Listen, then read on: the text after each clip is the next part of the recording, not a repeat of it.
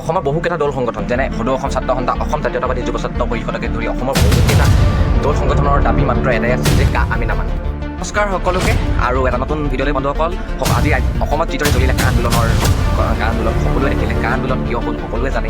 চ' finally আমাৰ আমি এতিয়া অসমীয়া ৰাইজে বিচাৰি আছিলোঁ কা আমাক নালাগে, সেয়া ৰাইজে সকলো দেখি আছে। বেলেগ ধৰণে আপোনালোকক বুজাব নালাগে বুলি মই ভাবোঁ এই কা আন্দোলনৰ বিষয়ে। মই বন্ধুসকল আজি ভিডিঅ'টো আৰম্ভ কৰোঁ আহক কা আন্দোলনৰ বিষয়ে। আমাক চৰকাৰে কিয় ঠগিলে, আপোনাৰ মতামত কি?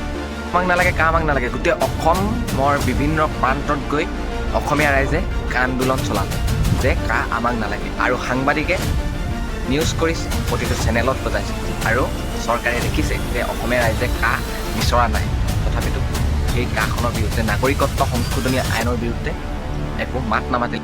এটা কথা, কা বিৰোধী আন্দোলন আপোনালোকে কমেণ্ট কৰক ভিডিঅ'ত আপোনালোকৰ মতামতবোৰ কি আছিল। কা বিৰোধী আন্দোলনৰ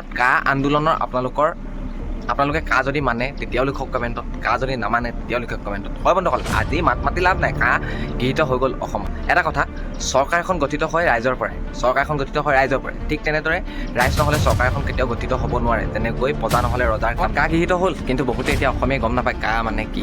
কা মানে হৈছে প্ৰথমে কেব আছিলে, যিখন চিটিজেনশ্বিপ এমেণ্ডমেণ্ট বিল, এখন বিল আছিলে, আৰু যিখন পিছলৈ এখন আইনলৈ পৰিণত হ'ল, আৰু সেইখন হৈছে চিটিজেনশ্বিপ এমেণ্ডমেণ্ট এক্ট, নাগৰিকত্ব সংশোধনী আইন। এখন বহুতো গুণী জ্ঞানী লোকেও কাৰ বিৰুদ্ধে প্ৰতিবাদ কৰিছিলে যে কাখন আমাক অসমত নালাগে। কাত আমাৰ অসমত বহুতো কাম আছে, যিখন কা ধৰা নহয়। কা আমাক অসমত দৰকাৰেই নাই। চব কা আমাক অসমত ILPটো দৰকাৰ আছে, যিটো ইনাৰ লাইন পাৰ্মিটৰ বিষয়ে মই কমেই, কাৰণ অসমত দৰকাৰ। বন্ধুসকল, আমি যেনেকৈ এতিয়া নাগালেণ্ডলৈ যাবলৈ হ'লে আমাক এটা পাছ দৰকাৰ, এখন পাছ উলিয়াব লাগিব। সেই পাছখন যিখন অৰুণাচল, নাগালেণ্ড প্ৰতিখন ৰাজ্যতে আছে, কিন্তু আমাৰ অসমত নাই। অসমত যোন যেনেকৈ মন যায় তেনেকৈ আহিব পাৰে বন্ধুসকল। তাৰ বাবে অসমত ইনাৰ লাইন পাৰ্মিট লাগে, যিখন আমাক অসমত অতিকৈ প্ৰয়োজন, ইনাৰ লাইন পাৰ্মিট। আৰু অসমত কা নালাগে, পৰিৱৰ্তন লাগে, পৰিৱৰ্তন আমাক সকলোকে লাগে, কিন্তু এনেকুৱা পৰিৱৰ্তন কিছুমান নালাগে যিবোৰে আমাক অসমৰ ৰাইজক বিপদলৈ টানি আনিব। বন্ধু, সময়ৰ লগত পৰিৱৰ্তন হ'বই লাগিব। তাত মানুহে বহুত ডাঙৰ ডিগ্ৰী লৈ থাকে, কিন্তু সঁচা কথাত কোনো মাত মাতিব নোৱাৰে। সেইটোৱে কথা। সঁচা কথা মাত মাতিলে একচুৱেলি মানুহ কি হয়, অলপ ভয় কৰে চাগে, মই এইটো নাজানো কিয় সঁচা কথাত মাত মাতিবলৈ অলপ ভয় কৰে।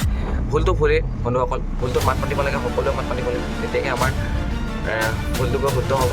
ভুলত মাত মাতিব লাগে। ইলেকশ্যন আহি আছে, প্ৰাৰ্থী চাই ভোট দিয়ক আপোনালোকে, সেইটো কৈছোঁ। প্ৰাৰ্থী এজন চাই, ভাল প্ৰাৰ্থী এজন চাই ভোট দিয়ক।